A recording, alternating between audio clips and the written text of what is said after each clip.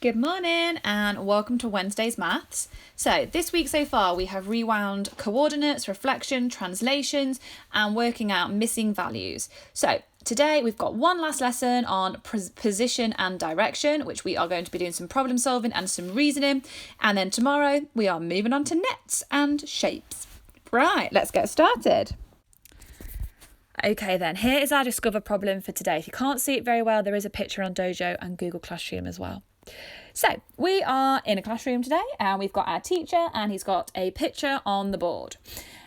And first things first, we want to work out the coordinates of vertices. What's a vertices? A corner, A and B. That's our first part of our question today. So this is using what we used yesterday to work out missing values. So first things first, gather all your facts, label the axes, label everything you know, and then work out A and B. And then question B is the rectangle is reflected in a mirror line. One vertex is at 18, 15. What are the coordinates of the other three vertices? So as soon as you've worked out A and B, you should really easily be able to have a look at how it's been reflected. What does that mean? How far away from the mirror line is it? And you should be able to work out the other three vertices. Pause the video, have a go. So it's answer time. First things first, label everything you know. So you can see that I've labelled where 15 would be on the y-axis. I've also labelled where 5 would be on the y-axis. And then I've labelled where 4 and 10 would be on the x-axis because I know those from the coordinates that I've been told. And from that, I can work out the coordinates of A and B really easily. So A is going to be 4, 5 and B is going to be 10, 15. Super. Right, answer time to question B then. So here's my mirror line. This shape has been reflected onto this shape here. Just because it's been reflected, it means that the shape is the same size. It's not been enlarged or shrank. It's just been flipped over. So it's now on here as well as here. So I've now worked out what B is, and I now know that B has the coordinates of 10, 15. So because I know, in fact, I'm going to label that so we can see that. So this is 10, 15. You'd have thought by now, however many weeks of drawing on a computer, I'd have got better at it, but no, absolutely not. So we need to work out how far it is to the mirror line and how far then this is away from the mirror line. Because remember, if there's a mirror line of reflection, this distance and this distance is equal. So if I know that this is 10, 15, and I know that this is 18, 15, what can I reason about the difference between this point and this point? This is 10 on the x-axis, and this is 18 on the x-axis. What's the difference here? Well, the difference is 8. So what's the difference to the mirror line then? Well, the difference to the mirror line, my pen back, is going to be 4. So this is a difference of 4, and this is a difference of 4. Right, knowing that then, let's work out this point here. So this has got the coordinates of 10, 5. So this down here would be 10. So I'm adding 4 on to get to the mirror line, which is 14. I'm adding another 4, which is 18. So this is going to be 18, and it's on the same y coordinate as 5. So it would be 18, 5. And actually I could have worked this out because I know that this has got an x coordinate of 18. This is in line, so this must also be 18. Right, 2 ways you can work out the next two then. You can work out the difference from this point to this point, and that will tell you how to work out this point to this point. Or you can work out how far this is away from the mirror line and then work out what this will be. The easiest way is probably to look at the original rectangle and work out that each length, the width of the rectangle is 6. It's 6 units long because it goes from 4 on the x-axis to 10. So it's got a width of 6. So because of this, and you can see this on the diagram, if I know that that top corner is 18, 15, add 6 units on the x-axis, it would be 24, 15. And then if you know it's 18, 5 for the bottom corner, the right-hand corner, add on 6 would be 24, 5. Really well done if you got that right. Right then, it's think together time. So we have an isosceles triangle. What's an isosceles triangle? Tell me something about an isosceles triangle. Hopefully you're telling me it's got 2 lengths the same size and 2 angles the same size. And we did look at this yesterday. How could you work out that top coordinate, that top vertices? Well, remember, it's halfway, isn't it? Okay, it's halfway between the bottom 2 points. Right, we're going to have a go at question number 1, and then we'll go through the answers. Right then, answer time for question A. So, one of the vertices is -6, 9. So I've labelled that I know that this is -6. Could also label that I know that this here is -9. And I know that this is -14 something. Well, actually, this one's really easy. These two are in line. I know that this is 9. So this is -14, 9. So this would be 9 for the y-axis for this one here. Right, the trickier one to work out is this top one up here. Now, it's an isosceles triangle, which tells us that this point here is midway between this point and this point. This point I've already labelled as -6. This point I've labelled as -14. And this point, I've drawn the line down, is going to be halfway. So, what's halfway between -14 and -6? If you're not sure, what's the difference? So what's the difference between 6 and 14, or -6 and -14? Well, the difference is 8. Half of 8 is 4. So I need to add 4 on, or take 4 off. So -6 add 4 is 10. Add another 4 is -14. So this point here is -10. So the answer for this one would be -10, 19. Well done if you got that right. Okay then, second one. What are the coordinates of the reflected triangle ABC? Actually, this is not as hard as it first may appear. You already know the coordinates of the first 3 on the triangle, and now it's been reflected in the y-axis. Well, actually, this is just then the mirror image. It's just the opposite of what it was in the y-axis, because you're reflecting in the y-axis. You know that A and C are going to have y coordinates of 9, because that's not changed, and you know that B is also going to have a y coordinate of 19 because it's in line with that top coordinate. The y coordinates have not changed because you've reflected it in the y-axis, so the y coordinates have stayed the same. It's the x-axis that's changed. However, it's not as hard as you think.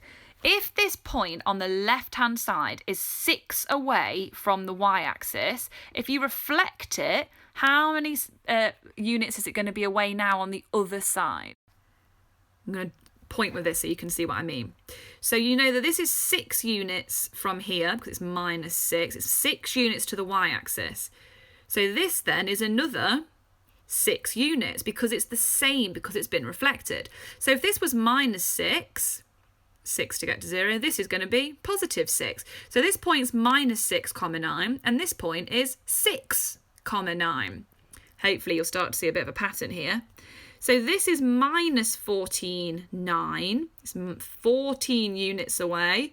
So C is 14 units away. We already know the y-axis. So this is 14, 9. So this is 6, 9, 14, 9. If you already know that this one is oh no, it's not. You already know that this one is 10, -9, 10, I can't speak. 10, -10, 19, there we go. What's this one going to be? If you know this one is -10, 19, you know that this one's going to be 10, 19. So all the y coordinates are the same, and all that's happened, rather than being in the negative x-axis, we're now in the positive x-axis. Well done if you got it right. Okay then, last one before we go into our workbook. So point N, P, S and T are an equal distance from each other. What are the coordinates of points P and T? We'll start off labelling everything you know. S is really going to help you here. Okay, work out everything you know for coordinate S, for point S, then work out P and then work out T. Off you go. Right then, it's answer time. So I've labelled everything I know. So I know that this point is 40 and I know that this point is 24. Now, I know that this is in equal distance to this, okay? Because they're an equal distance away from each other. So what can you reason about point P? What can you reason? Where's my pen gone? What can you reason about this point here? If this is equal to this, I can reason that this is halfway. Okay, if this is an equal distance to this is an equal distance, I can reason that P is halfway between N and S. So if I know that N is 0, I know that S is 40 for the X coordinate, I know that P should be 20 because it's halfway. Right, let's use that reasoning again then. If I know that P is halfway between N and S, I know that N is 0, S is 24, so P is going to be halfway, which is 12. Perfect. So I know that for every point I've gone along 20 and up 12, along 20 and up 12, along 20, so this would be 60. I've gone along 20 and I've gone up 12. So if S is at 24, I've gone up 12, T is going to be 36. So point P would be 20, 12 and T would be 60, 36. Really well done if you got those right. Okay, it's practice book time. So have a go at 1 and 2 and 3. And then we'll go through the answers together. The challenge is there if you want to do it. You do have this practice book. I know it's a bit confusing because we're dipping in and out, but it is page 78. So if you've got your workbook with you at home, it is page 78. Okay then, answer time. So A, B, C and D are equally spaced along the line AD. So first things first, gather the facts that you know.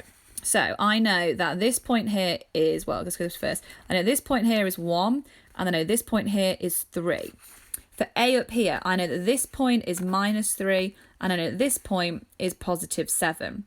I know that B is halfway between A and C. So if C has got a y coordinate of 3, D has got a y coordinate of 7, halfway, the middle point, is going to be 5. So B has got a y coordinate of 5. Right, let's now do the same with the x-axis. So C has got an x-axis coordinate of 1. A has got an x-axis coordinate of -3. What's halfway between -3 and 1? Well, it's going to be -1. So B's coordinates are -1, 5. Right, now let's have a look at D. So for this one, I know that from A to B, I know there's a difference of 2 units on the x-axis. From B to C, there's a difference of 2 units. So from C to D, there's going to be a difference of 2 units. So if C had an x-axis coordinate of 1, D's is going to be 3. If I look on the y-axis then, from A to B, there is a difference of 2. From B to C, there is a difference of 2. So from C to D, there is going to be a difference of 2. It's going to decrease by 2. So if C had a y coordinate of 3, D is going to have a y coordinate of 1. Well done if you got those right. Okay, reflect the rhombus. Well, nice and easy this. I can see this point here is 1, 2, 3 units away from the axis. So I'm going to go 1, 2, 3, draw a point there. This one here is 1, 2, 3, 4, 5. So I'm going to count 1, 2, 3, 4, 5. Draw my point there. I'm going to repeat this for the other coordinates, checking that this is 1, 2, 3, 4. There's a distance of 4 here. So here, 1, 2, 3, 4, distance of 4 here. I don't have a ruler at home, I'm afraid. How many times have I said to you this year, use a ruler? No, I'm embarrassed to say that I don't have one. So there's my rhombus drawn without a ruler. Naughty me, it should be used with a ruler. And here, down the bottom, are the coordinates that you should have. Well done if you've got those coordinates, and hopefully you're starting to see a bit of a pattern, okay, because it's in that y-axis. The y coordinates stay the same, but the x coordinates go from negative to positive, negative to positive, negative to positive, negative to positive. Well done. Okay, lots of labelling on this one to help me work this out, because that's what we've got to do, okay? Label as much as you can. So I've labelled that this point is 34. You can see that. I've labelled that this point is 22, because that's that y coordinate here. From here, I know that the y coordinate for this is 14. So I've got all that down here. And then down here, I can label that this is 12, this is 19, and this is 32. I've actually labelled them up here, but really, they should be down there. Lovely. So once I've started to get some of this information, I can work out the rest of the coordinates. So we have got from here, we've got the mirror line, and then we've got this coordinate here. Okay, so I know that this here has got a y coordinate of 14. So I know that A has got a y coordinate of 14 because it's in line with this coordinate here. So I can also work out A's x coordinate because of this vertices up here. So I know that it's in line with 12. So I know straight away that A is 12, 14. Nice and easy. Right. I'm now going to look at this shape up here, the original shape. I know that this vertex is at 22 for a y coordinate and this one is at 34. So that tells me this length here must be 12. So then I can reason that this length here must also be 12. So 14 take away 12 would be 2. So that tells me that the y coordinate of B and C is 2. I already know what their x coordinates are because I know that B is in line with A and this one up here. So it's got an x coordinate of 12. C is in line with this one. And I already know that this one then has an x coordinate of 19. So you should have got A, 12, 14, B, 12, 2, and C, 19, 2. Well done. Okay then, for B, you need to work out the coordinates halfway between A and B. So you're looking for this point about here. Well, if you know that this has got a difference of 12, half of 12 would be 6. So add on 6. So this would be 8. So halfway would be 12, 8, because the x coordinate would stay the same. Right, circle the coordinates that are inside the reflected shape. Well, this one, you've just got to go to each one and have a look. So 12, 16. So 12... Oh no, 16 would be out here. It wouldn't be that one. 32, 12. So go along 32, go up to 12. No, that one wouldn't be either. Okay, so it's just trial and error, working it out. And the more that you've labelled, the easier this is. So your answer would be 16, 12. Well done. If you want to go on to the challenge, we'll go through it together. If not, well done for today. Go and have a little break before your next lesson. See you later. Right then, the last one is the challenge. So this was all about finding 4 possible positions for the third vertex C. And it's all about using that one line of A to B to see is that the larger line, is that the smaller line, is A the right angle, is B the right angle, or actually is C the right angle. So the 4 possible positions are -1, 4, 2, -5, -1, 5, or -4, -4. Really, really well done if you got those right. Okay then, see you later. Bye.